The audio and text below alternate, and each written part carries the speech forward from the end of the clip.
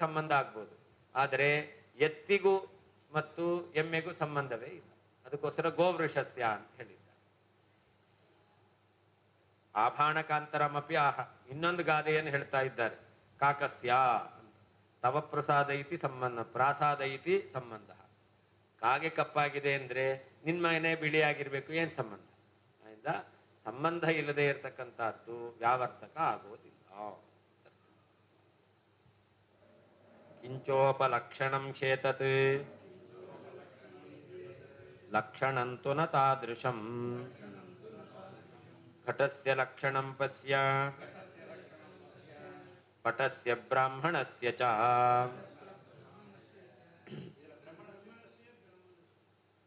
ಬ್ರಾಹ್ಮಣಸ್ಯ ಚ ಬ್ರಾಹ್ಮಣಸ್ಯ ಬ್ರಹ್ಮಣಸ್ಯ ಅಂತ ಆಗೋದೇ ಇಲ್ಲ, ಬ್ರಹ್ಮಣಶ್ಚ ಆಗ್ಬೇಕಷ್ಟೆ. ಬ್ರಹ್ಮಣಸ್ಯ ರೂಪವೇ ಆಗಲ್ಲ.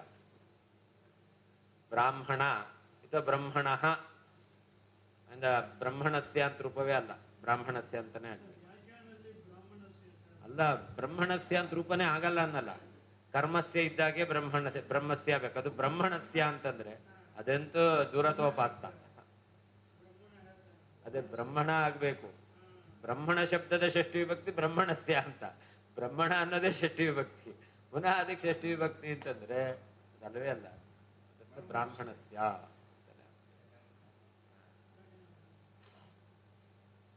ಕಾಕ ಅದು ಅದು ಉಪಲಕ್ಷಣ. ಏನು? ಕಾಕೋಪಲಕ್ಷಿತ ಗೃಹ ಹೇಳ್ತೇವೆ. ಕಾಕೋಪಲಕ್ಷಿತ ಗೃಹ. ಹಾಗಾದ್ರೆ ಕಾಗೆ ಎಂಬತಕ್ಕಂಥದ್ದು ಉಪಲಕ್ಷಣ, ಅದು ಲಕ್ಷಣ ಅಲ್ಲ. ಕಾಗೆ ಎಂಬತಕ್ಕಂಥದ್ದು ಲಕ್ಷಣ ಅಲ್ವೇ ಅಲ್ಲ, ಅದು ಉಪಲಕ್ಷಣ ಎಂಬತಕ್ಕ. ಅಂದ ಕಿಂಚ ಉಪಲಕ್ಷಣಂ ಹೇತತ್ ಲಕ್ಷಣಂತು ನ ತಾದೃಶಂ ಅಂತ. ಲಕ್ಷಣ ಅದು ಯಾವತ್ತೂ ಕೂಡ ಉಪಲಕ್ಷಣದಂತೆ ಅಲ್ಲ. ಲಕ್ಷಣ ಬೇರೆ, ಉಪಲಕ್ಷಣ ಬೇರೆ. ಕಾಗೆ ಎಂಬತಕ್ಕಂಥದ್ದು ಉಪಲಕ್ಷಣ, ಅದರ ಲಕ್ಷಣ ಎಂಬತಕ್ಕಂಥದ್ದು ಅದು ಉಪಲಕ್ಷಣ ಎಂಬತಕ್ಕಂಥದ್ದು ಅಲ್ವೇ ಅಲ್ಲ. ಯಾಕೆ ಅಂತಂದ್ರೆ ಘಟದ ಲಕ್ಷಣ ಅಂತ ಹೇಳ್ತಾರೆ. ಘಟದ ಲಕ್ಷಣ ಯಾವುದು?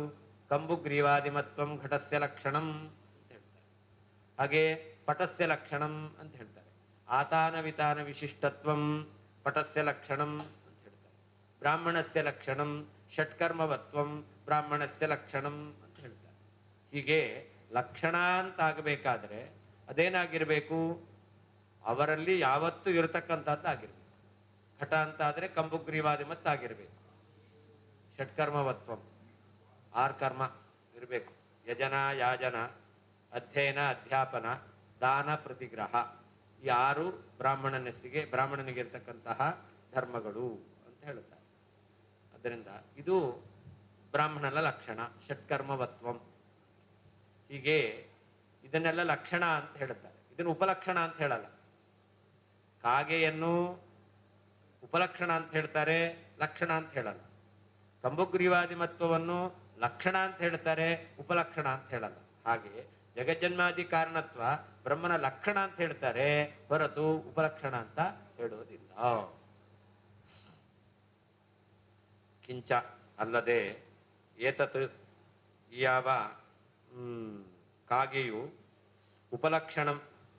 ಉಪಲಕ್ಷಣವಾಗಿದೆ.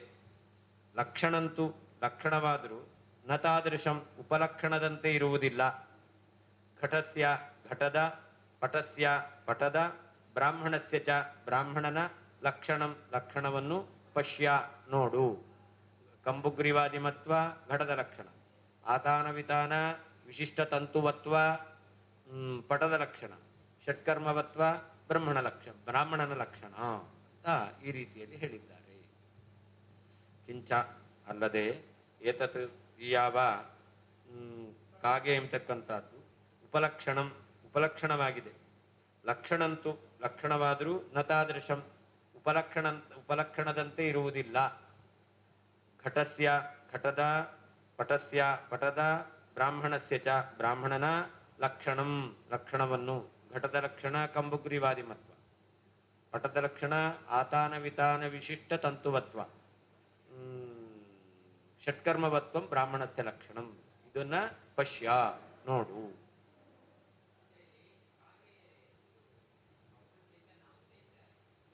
ಏನು ಅವರು ಒಪ್ತಾರೆ, ನಾವು ಒಪ್ತೇವೆ. ಅದರ ಲಕ್ಷಣ ಅಲ್ಲ, ಅದು ಉಪಲಕ್ಷಣ ಅಷ್ಟೇ. ಲಕ್ಷಣ ಅಲ್ಲ, ಉಪಲಕ್ಷಣ. ಹಲೋ, ಪಾಠ ಪಾಠ ಆರಂಭಿಸಾಯ್ತು.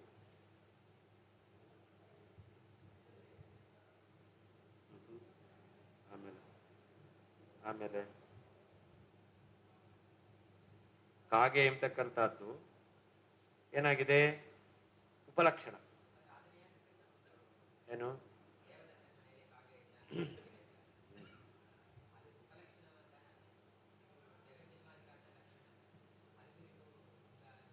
ಉಪಲಕ್ಷಣ ಅಂತಂದ್ರೂ ಕೂಡ ಲಕ್ಷ್ಯದಲ್ಲಿ ಸಂಬಂಧ ಉಳ್ಳದ್ದಾಗಿರ್ಬೇಕು. ಯಾವುದನ್ನು ಉಪಲಕ್ಷಣ ಅಂತ ಹೇಳ್ತೇವೋ ಅದು ಲಕ್ಷ್ಯ ಸಂಬಂಧ ಉಳ್ಳದ್ದಾಗಿರುತ್ತೆ.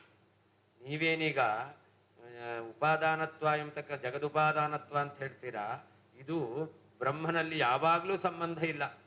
ಅದರಿಂದ ಇದು ಲಕ್ಷಣವೂ ಅಲ್ಲ, ಉಪಲಕ್ಷಣವೂ ಅಲ್ಲ ಅಂತ ಹೇಳಲಿಕ್ಕೋಸ್ಕರ ಲಕ್ಷಣ ಯಾವುದು, ಉಪಲಕ್ಷಣ ಯಾವುದು ಅಂತ ಹೇಳಿದ್ರು. ಉಪಲಕ್ಷಣ ಕಾಕ.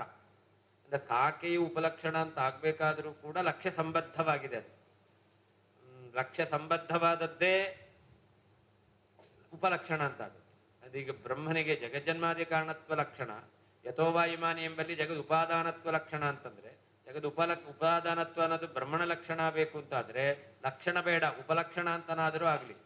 ಉಪಲಕ್ಷಣ ಅಂತಾದ್ರೂ ಕೂಡ ಲಕ್ಷ್ಯ ಸಂಬದ್ಧ ಆಗಬೇಕು, ಲಕ್ಷ್ಯ ಸಂಬಂಧ ಉಳ್ಳದ್ದಾಗಿಲ್ಲ. ಯುಕ್ತಿರಸ್ತೀತಿ ಕೃತ್ವ ಸರ್ವಮಿದಂ ಚರ್ಚಿತಂ ವಸ್ತುತಸ್ತು ಲಕ್ಷಣದೋಷ ಲಕ್ಷಣಗುಣದೋಷ ಚಿಂತಾಯ ನೇದಮೋಹ ಉದಾಹರಣಂ ಮಿಥ್ಯಾಹ ಕಿಂಚೈತಿ ಅಂತ. ಇಲ್ಲಿ ಯುಕ್ತಿಯನ್ನು ಹೇಳಲಿಕ್ಕೆ ಅವಕಾಶ ಇದೆ ಅಂತ ನಾವು ಇದನ್ನು ವಿಚಾರ ಮಾಡಿದ್ವಿ. ಏನಂತ? ಕಾಗೆ ಎಂಬತಕ್ಕಂಥದ್ದು ಉಪಲಕ್ಷಣ ಅಂತ ಈ ರೀತಿಯಲ್ಲಿ ಯುಕ್ತಿ ಹೇಳಲಿಕ್ಕಿದೆ. ಅಂದ್ರೆ ಯುಕ್ತಿ ಯಾವುದು? ಉಪಲಕ್ಷಣ ಅಂತ ಆಗಬೇಕಾದ್ರೆ ಲಕ್ಷ್ಯ ಸಂಬದ್ಧವೇ ಆಗಿರಬೇಕು. ಲಕ್ಷ್ಯ ಸಂಬದ್ಧತ್ವ ಇದ್ರೆ ಮಾತ್ರ ಅದು ಉಪಲಕ್ಷಣ ಆಗುತ್ತೆ ಅಂತ ಆ ಯುಕ್ತಿಯನ್ನು ಹೇಳಿಕೋಸ್ಕರ ಇದೆಲ್ಲ ವಿಚಾರ ಮಾಡಿದ್ದೇವೆ. ವಾಸ್ತವಿಕವಾಗಿ ಲಕ್ಷಣ ಗುಣ ದೋಷ ಚಿಂತಾಯ ನೇದ ಉದಾಹರಣಂ. ಲಕ್ಷಣ ಅದರ ದೋಷ ಯಾವುದು, ಲಕ್ಷಣ ಅಂದ್ರೆ ಯಾವ್ದಾಗತ್ತೆ ಅಂತ ಆ ಲಕ್ಷಣದ್ದೇ ಗುಣಗಳನ್ನು ದೋಷವನ್ನು ವಿಚಾರ ಮಾಡಬೇಕಾದ್ರೆ ಈ ಕಾಕ ಎಂಬತಕ್ಕಂಥ ಉಪಲಕ್ಷಣ ಅದು ಲಕ್ಷ್ಯ ಸಂಬದ್ಧ ಆಗಿರ್ಬೇಕು ಎಂಬತಕ್ಕಂಥದ್ದು ಅದು ಸಂಬಂಧಪಡ್ತಕ್ಕಂಥದ್ದಲ್ಲ. ಅದನ್ನ ನಾವು ಹೇಳಿದ್ದೇವೆ ಅನ್ನೋದಕ್ಕೆ ಅದಕ್ಕೆ ಇದಕ್ಕೆ ಸಂಬಂಧ ಅಂತ ಇಟ್ಕೊಳ್ಬೇಡಿ. ಅದನ್ನ ನೀವು ಹೇಳ್ತೀರಾ, ಅದ್ರ ಸಂಬಂಧ ಇಲ್ಲ ಅನ್ನೋದನ್ನ ಹೇಳಲಿಕ್ಕೋಸ್ಕರ ಅಲ್ಲಿರ್ತಕ್ಕಂತಹ ಯುಕ್ತಿ ಏನು ಅಂತ ನಾವು ತೋರಿಸಿದ್ದೇವೆ. ಈಗ ವಸ್ತುತಸ್ತು ಏನು ವಿಚಾರ ಅದನ್ನು ಹೇಳ್ತಾ ಇದ್ದೀವಿ. ಏತತ್ ಅಂದ್ರೆ ಕಾಕಾದಿಕಂ ಅಂತ. ಇಲ್ಲಿ ಏತತ್ ಅಂದ್ರೆ ಕಾಗೆ ಅಂತ ಅಷ್ಟೇ ಅಲ್ಲ, ಕಾಗೆ ಮೊದಲಾದದ್ದು. ಉಪಲಕ್ಷಣ ಅಂತ ಯಾವ್ದು ಹೇಳ್ತಿರೋ ಅದೆಲ್ಲವೂ ಕೂಡ ಅಂತ. ಲಕ್ಷಣಂ ಅಸಾಧಾರಣ ಧರ್ಮತ್ವೇನ ಸರ್ವೈಹಿ ವ್ಯವಹ್ರಿಯಮಾಣಂ ಇತ್ಯರ್ಥ ಅಂತ. ಯಾವುದನ್ನು ಲಕ್ಷಣ ಅಂತ ಹೇಳ್ತಾರೋ, ಲಕ್ಷಣ ಅಂತ ಯಾವುದು? ಅಸಾಧಾರಣ ಧರ್ಮ ಯಾವುದಿದೆಯೋ ಅದನ್ನೇ ಲಕ್ಷಣ ಅಂತ ಹೇಳ್ತಾರೆ. ಲಕ್ಷಣ ಅಂತಂದ್ರೆ ಅಸಾಧಾರಣ ಧರ್ಮತ್ವೇನ ಸರ್ವೈಹಿ ವ್ಯವಹ್ರಿಯಮಾಣಂ ಅಂತ. ಅಸಾಧಾರಣ ಧರ್ಮ ಯಾವುದು ಅದನ್ನೇ ಎಲ್ಲರೂ ಲಕ್ಷಣ ಎಂಬುದಾಗಿ ವ್ಯವಹಾರ ಮಾಡುತ್ತಾರೆ. ಸಾಧಾರಣ ಧರ್ಮವನ್ನು ಲಕ್ಷಣ ಅಂತ ವ್ಯವಹಾರ ಮಾಡೋದಿಲ್ಲ. ತಾದೃಶಂ ಉಪಲಕ್ಷಕ ಕಾಕಾದಿ ಸದೃಶಂ ಅಂತ. ಲಕ್ಷಣ ಇದೆಯಲ್ಲ, ನಚ ತಾದೃಶಂ, ಉಪಲಕ್ಷಣದಂತೆ ಅಲ್ಲ. ಉಪಲಕ್ಷಕವಾದ ಕಾಕಾದಿಗಳಿಗೆ ಸದೃಶವಾದದ್ದು ಲಕ್ಷಣ ಅಲ್ಲ. ಅದಕ್ಕೆ ಘಟಸ್ಯ ಲಕ್ಷಣ ಅಂತ ಹೇಳಿದ್ರು. ಘಟದ ಲಕ್ಷಣ ಯಾವುದು? ಪೃಥುಬುಧ್ನೋದರಾಕಾರವತ್ವಂ ಅಂತ. ಪೃಥುಬುಧ್ನ ಉದರಾಕಾರತ್ವಂ ಅಂತ. ಇದು ಪೃಥು ದೊಡ್ಡದಾಗಿದೆ, ಮತ್ತೆ ಬುಧ್ನ ಅಂತಂದ್ರೆ ಅದು ವರ್ತುಲಾಕಾರದಲ್ಲಿರ್ತಕ್ಕಂಥದ್ದು, ಅಂತಹ ಹೊಟ್ಟೆ ಉಳ್ಳದ್ದು ಅಂತ. ಇದು ಘಟದ ಲಕ್ಷಣ. ಇನ್ನ ಪಟಸ್ಯ ಆತಾನ ವಿತಾನಾತ್ಮಕತ್ವ ಅಂತ. ಪಟ ತಂತು ಎಂಬತಕ್ಕಂಥದ್ದು ಇದೆಯಲ್ಲ, ಅದು ಓತಪ್ರೋತವಾಗಿರೋದು, ಅಂದ್ರೆ ಹೆಣದಿರೋದು, ಅದು ಪಟದ ಲಕ್ಷಣ. ಬರೀ ನೂಲುಗಳ ಸಂಬಂಧ ಇದ್ರೆ ಅದನ್ನ ಪಟ ಅಂತ ಹೇಳಲ್ಲ. ಆತಾನ ವಿತಾನ ವಿಶಿಷ್ಟವಾದಂತಹ ನೂಲು ಸಂಬಂಧವೇ ಆಗಬೇಕು. ಒಂದು ಕೆಳಗೆ ಒಂದು ಮೇಲೆ, ಒಂದು ಕೆಳಗೆ ಮೇಲೆ ಅಂತ ಈ ರೀತಿಯಾಗಿರ್ತಕ್ಕಂತಹ ಹೆಣದಿರುವಂತಹ ನೂಲುಗಳ ಸಂಬಂಧ, ಅದನ್ನೇ ಪಟ ಅಂತ ಕರೀತಾರೆ. ಹಾಗೆ ಬ್ರಾಹ್ಮಣಸ್ಯ ಷಟ್ಕರ್ಮಾರ್ಹತ್ವಂ ಅಂತ. ಷಟ್ಕರ್ಮ ಅರ್ಹತ್ವ, ಯಾರು 6 ಕರ್ಮ ಮಾಡಲಿಕ್ಕೆ ಯೋಗ್ಯತೆ ಉಳ್ಳವನಾಗಿದ್ದಾನೋ ಅವನು ಬ್ರಾಹ್ಮಣ ಅಂತ. ಕ್ಷತ್ರಿಯನಿಗಾಗಬೇಕಾದ್ರೆ ಯಜನ ಯಾಜನ ಇದೆ, ಅವನಿಗೆ ಅಧ್ಯಯನ ಅಧ್ಯಾಪನ ಇದೆ, ಆದರೆ ದಾನ ಇದೆ, ಪ್ರತಿಗ್ರಹ ಇಲ್ಲ. ಕ್ಷತ್ರಿಯರಿಗೆ ವೈಶ್ಯರಿಗೆ ಆಗ್ಬೇಕಾದ್ರೆ 5 ಇದೆ, ಒಂದಿಲ್ಲ. ಅಂದ್ರೆ ಷಟ್ಕರ್ಮ ಅರ್ಹತ್ವ ಇರೋದು ಬ್ರಾಹ್ಮಣನಿಗೆ ಮಾತ್ರ. ಯಾರಿಗೆ ವೇದಾಧಿಕಾರ ಇದೆಯೋ ಅದರಲ್ಲಿಯೂ ಕೂಡ ಬ್ರಾಹ್ಮಣ ಯಾರು ಅಂತಂದ್ರೆ ಕೇವಲ ವೇದ ಅಧ್ಯಯನ ಮಾಡುವವನು. ವೇದ ಅಧ್ಯಯನ ಮಾಡುವವರು ವೈಶ್ಯರು ಮಾಡ್ತಾರೆ, ಕ್ಷತ್ರಿಯರು ಮಾಡ್ತಾರೆ. ಅಧ್ಯಾಪನ ಇಲ್ಲ ಅವರಿಗೆ, ಅವರಿಗೆ ಅಧ್ಯಾಪನ ಇಲ್ಲ. ಅಂದ್ರೆ ಅಧ್ಯಯನ ಇದೆ, ಅಧ್ಯಾಪನ ಇಲ್ಲ. ಆಮೇಲೆ ಯಜನ ಇದೆ, ಯಾಜನ ಇಲ್ಲ. ಅವರಿಗೆ ಯಜನ ಇದೆ, ಯಾಜನ ಇಲ್ಲ. 5 ಕರ್ಮ ಇಲ್ಲ, ಒಟ್ಟು 3 ಇದೆ, 3 ಇಲ್ಲ. ಅಧ್ಯಾಪನ ಇಲ್ಲ, ಯಾಜನ ಇಲ್ಲ, ಪ್ರತಿಗ್ರಹ ಇಲ್ಲ. ಬ್ರಾಹ್ಮಣನಿಗಾಗಬೇಕಾದ್ರೆ ಅಧ್ಯಯನ ಇದೆ, ಅಧ್ಯಾಪನ ಇದೆ, ಯಜನ ಇದೆ, ಯಾಜನ ಇದೆ, ದಾನ ಇದೆ, ಪ್ರತಿಗ್ರಹ. ಇದಿಷ್ಟು 6 ಕರ್ಮ ಯೋಗ್ಯತೆ ಅಂತ ಮಾಡ್ಲೇಬೇಕು ಅಂತಿಲ್ಲ.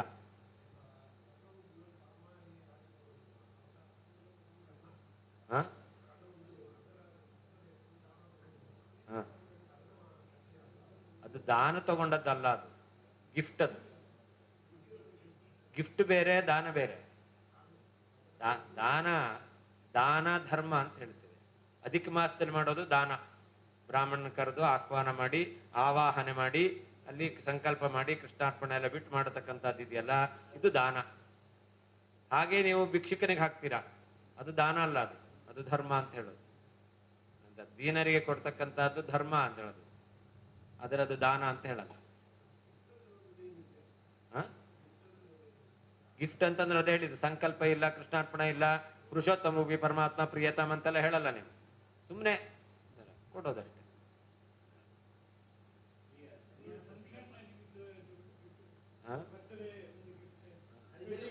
ಅದನ್ನ ದಾನವೂ ಮಾಡ್ಬೋದು, ಬರ್ತಡೇ ನಿಮಿತ್ತ ದಾನ ಮಾಡ್ಬೋದು. ಅದ್ರ ದಾನ ಮಾಡಲ್ಲ. ದಾನ ಮಾಡಿದ್ರೆ ಬರ್ತಡೇ ದಿವಸ ವಿಶೇಷವಾದಂತಹ ಪುಣ್ಯ ಬರ್ತಿತ್ತು. ಅದು ಬೇಡ ಅಂತೇಳಿ ಗಿಫ್ಟ್ ಕೊಟ್ಬಿಡ್ತಾರೆ. ಗಿಫ್ಟ್ ಕೊಡ್ಬಾರ್ದು, ದಾನನೇ ಮಾಡ್ಬೇಕಾವ.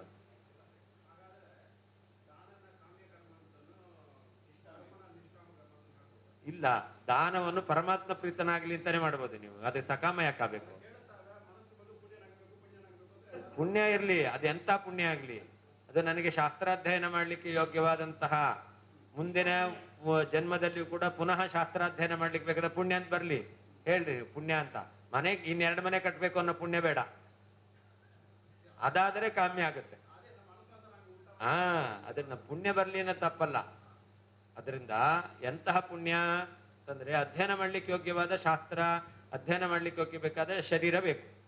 ಅಂತಹ ಶರೀರ ಬೇಕಾದ ಪುಣ್ಯ ಬರ್ಲಿ ಹೇಳ್ಬೋದು. ಅವಾಗದು ನಿಷ್ಕಾಮವೇ ಆಗುತ್ತೆ. ಒಂದು ಮನೆ ಇದೆ, 2 ಮನೆ ಕಟ್ಟಬೇಕು, ಅಂತಹ ಪುಣ್ಯ ಬರ್ಲಿ. ಅಧಿಕ ಮಾಸ, ಅಧಿಕ ಪುಣ್ಯ ಬರುತ್ತೆ, ಅದರಿಂದಾಗಿ 2 ಮನೆ ಎಕ್ಸ್ಟ್ರಾ ಕಟ್ಟಬಹುದು, ಪುಣ್ಯ ಬರ್ಲಿ ಅಂತಂದ್ರೆ ಅವಾಗ ಕಾಮ್ಯ ಆಗುತ್ತೆ.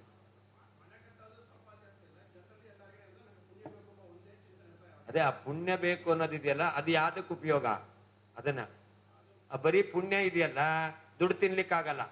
ದುಡ್ಡು ಬೇಕು, ಯಾಕೆ ಬೇಕು? ಅದರಿಂದ ಉಳಿದಿದ್ದನ್ನೆಲ್ಲ ನಾವು ಪಡ್ಕೊಳಿಕ್ಕಾಗತ್ತೆ, ಅದರಿಂದ ದುಡ್ಡು ಬೇಕು. ಹಾಗೆ ಪುಣ್ಯ ಬೇಕು, ಯಾಕೆ ಬೇಕು? ಅದರಿಂದ ಏನ್ ಪಡ್ಕೋಬೇಕು? ದುಡ್ಡು ಬೇಕು. ದಾನ ಮಾಡ್ಲಿಕ್ಕೆ ದುಡ್ಡು ಬೇಕು, ಅವಾಗ ಇದು ನಿಷ್ಕಾಮ ಕರ್ಮವೇ. ದುಡ್ಡು ಕೊಡ್ಲಿ ದೇವರು, ಬಂದಿದ್ದೆಲ್ಲ ದಾನ ಮಾಡ್ತೇನೆ, ಅವಾಗ ನಿಷ್ಕಾಮವೇ ಆಯ್ತು. ನಂಗೆ ದಾನ ಮಾಡ್ಬೇಕು ಅಂತಿದ್ದೆ, ದುಡ್ಡಿಲ್ಲ, ದೇವ್ರು ಕೊಟ್ಟರು ದಾನ ಮಾಡ್ತೇನೆ, ಬಂದಿದ್ದಷ್ಟು ದಾನ ಮಾಡ್ತೇನೆ, ಅದ್ರ ಪರ್ಸೆಂಟೇಜ್ ಇಟ್ಕೊಳ್ಳಲ್ಲ, ನಿಷ್ಕಾಮವೇ ಬರುತ್ತೆ. ಅದ್ರ ಭಗವಂತನ ಪ್ರೀತನಾಗ್ಲಿ ಅಂತ ಕೊಡೋದಲ್ಲಿ ಕೂಡ,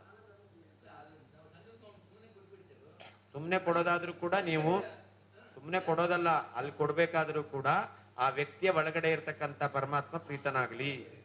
ನಾನಾ ಜನಸ್ಯ ಶುಶ್ರೂಷಾ ಕರ್ಮಾಖ್ಯ ಕರವನ್ಮಿತೆ.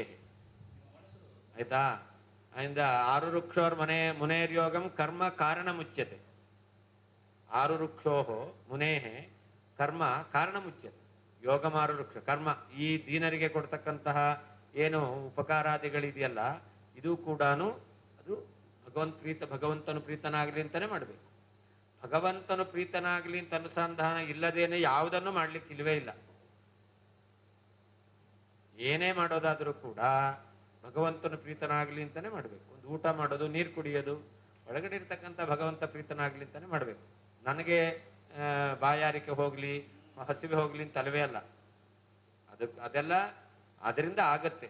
ನಾವು ಮಾಡೋದ ಅನುಸಂಧಾನ ದೇವರು ಪ್ರೀತನಾಗ್ಲಿ ಮಾಡುದು.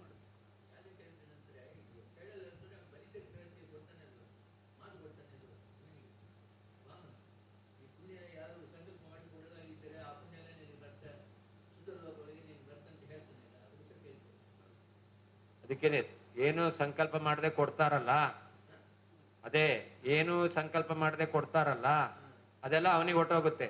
ಅದಕ್ಕೋಸ್ಕರ ಭಗವಂತ ಪ್ರೀತನಾಗ್ಲಿ ಅಂತಾನೆ ನಾವು ಕೊಡ್ಬೇಕು. ಅನುಸಂಧಾನ ಮಾಡಿಕೊಂಡು ಕೊಟ್ರೆ ಅವಾಗ ಭಗವಂತ ಅನುಗ್ರಹ ಮಾಡ್ತಾನೆ.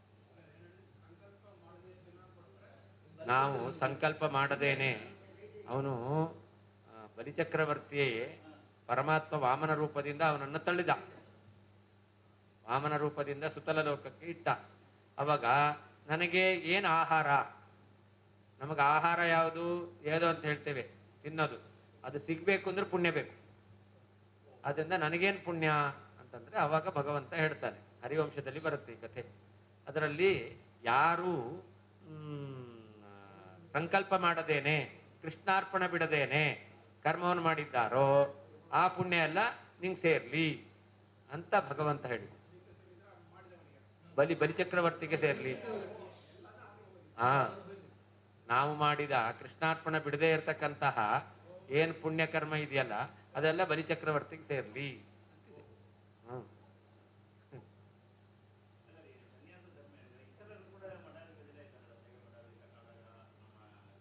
ಏನಾಯ್ತು ಅದರಿಂದ?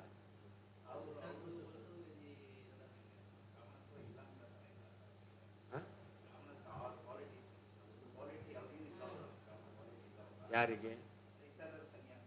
ಅವ್ರು ಸನ್ಯಾಸಿಗಂತ ಹೇಳೋದೇ ಇಲ್ಲ. ಅವ್ರು ಈ ಲೋಕದಲ್ಲಿ ವ್ಯವಹಾರ ಮಾಡೋದು ಅಷ್ಟೇ ಹೊರತು ಸನ್ಯಾಸ ಎಂಬತಕ್ಕಂಥದ್ದು ಅವ್ರಿಗೆ ಇಲ್ಲವೇ ಇಲ್ಲ.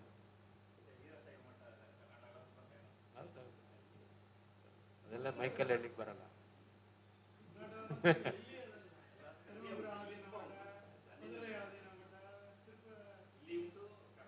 ಎಲ್ಲ ಕಡೆಯಲ್ಲೂ ಇದೆ. ಸನ್ಯಾಸಿಗಳಂತೆ ಇದ್ದಾರೆ ಅಷ್ಟೇ, ಅವರಿಗೆ ದಂಡ ಇಲ್ಲ. ಎಷ್ಟೋ ಸನ್ಯಾಸಿಗಳು ದೇವರನ್ನೇ ಬೈತಾರೆ.